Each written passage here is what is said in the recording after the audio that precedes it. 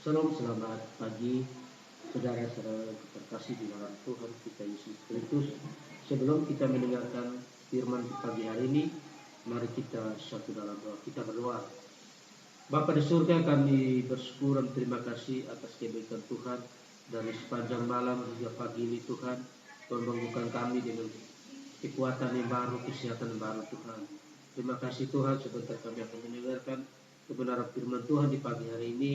Tuhan berkati kami, supaya kami lakukan di dalam kehidupan kami pada hari Tuhan. Ini doa kami Tuhan, dan Tuhan Yesus, haleluya, amin. Sebelum kita membuka dalam kitab Yesaya pasal 58 ayat yang 11 dan 12. Tuhan akan menuntun engkau senantiasa dan akan meluaskan hatimu di tanah yang kering dan akan membarui kekuatanmu. Engkau akan seperti taman yang diiri dengan baik, seperti mata air yang tidak pernah mengecewakan.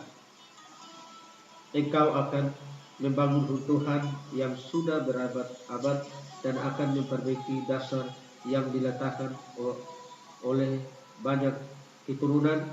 Engkau akan disebutkan yang memperbaiki tembok yang tebus, yang membetulkan jalan supaya di tempat itu dapat dihuni. Saudara sekian dengan Yesus Kristus, tema kita pada pagi hari ini, Dia tidak pernah mengecewakan kita. Kenapa saya memberikan tema di pagi hari ini buat kita, bahwa Dia tidak pernah mengecewakan kita? Buktinya, kesetiaan Tuhan ada dalam kehidupan kita. Kesetiaan Tuhan itu tidak pernah hilang dari hidup kita. Kehidupan Tuhan ada dalam hidup kita. Bahwa buktinya itu kesetiaan Tuhan ada dalam kehidupan kita. Nah, di sini poin pertama, perbuatan yang mengecewakan. Kenapa saya bilang perbuatan yang mengecewakan? Hati kita yang kecewa dengan Tuhan. Masalah datang, silih berganti, kita kecewa dengan Tuhan. Banyak hamba-hamba Tuhan yang ikut sekolah kecewa dengan Tuhan. Mereka lari daripada Tuhan. Mereka melakukan hal-hal yang tidak menggunakan Tuhan.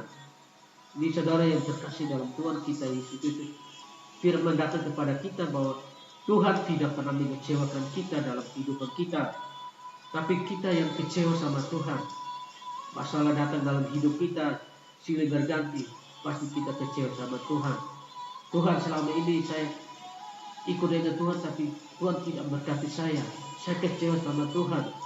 Ini datang kepada kita di pagi hari ini bahwa kita harus sungguh-sungguh di hadapan Tuhan, karena Tuhan tidak pernah kecewa dengan umat Tuhan. Anak-anaknya, Tuhan tidak pernah kecewa dengan anak-anaknya. Saudara-saudara kita bisa kecewa dengan kita. Sahabat kita bisa kecewa dengan kita, tapi Tuhan tidak pernah mengecewakan kita. Hanya perbuatan kita yang mengecewakan Tuhan. Nah, datang di pagi hari ini membuat kita harus sungguh-sungguh bahwa bukti kesetiaan Tuhan dalam kehidupan kita tidak pernah habis dalam hidup kita.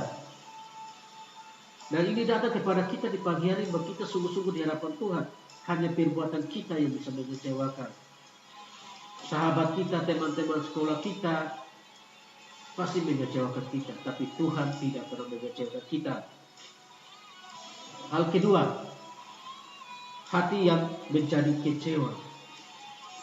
Nah, hati itu kita kecewa kepada Tuhan. Tuhan, saya berlama-lama, sudah bertahun-tahun, kok saya nggak pulang? Saya kecewa sama Tuhan. Kenapa ini bisa begini Tuhan? Saya kecewa sama Tuhan. Ini datang kepada kita di pagi hari ini, kita benar-benar harus sungguh-sungguh di hadapan Tuhan, karena kesetiaan Tuhan dalam hidup kita. Nah, pertanyaannya bagi kita, pada dasarnya setan membuat anak Tuhan menjadi kecewa. Di sini, sebab orang kecewa cenderung dekat diri, masa bodoh dan berpikiran pendek. Banyak orang yang mengakhiri hidupnya karena merasa kecewa, putus asa, putus dengan pacarnya, karena rusak, bangkrut, kecewa sama Tuhan. Dan masa bodoh dan berpikiran pendek untuk mengakhiri hidup. Ini datang kepada kita bahwa kita jangan pernah, karena kesetiaan Tuhan dalam kehidupan setiap hari dalam hidup kita.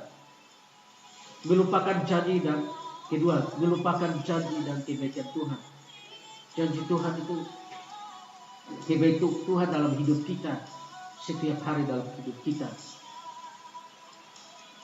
dan kebaikan Tuhan dan segala itu dalam hidup kita.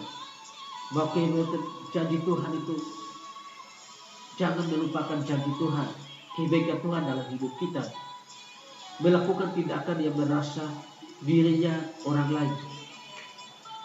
Kita jangan merasa diri bahwa kita tidak layak di hadapan Tuhan. Merasa diri selalu benar, serta tidak mau mendengar nasihat dan pandangan orang.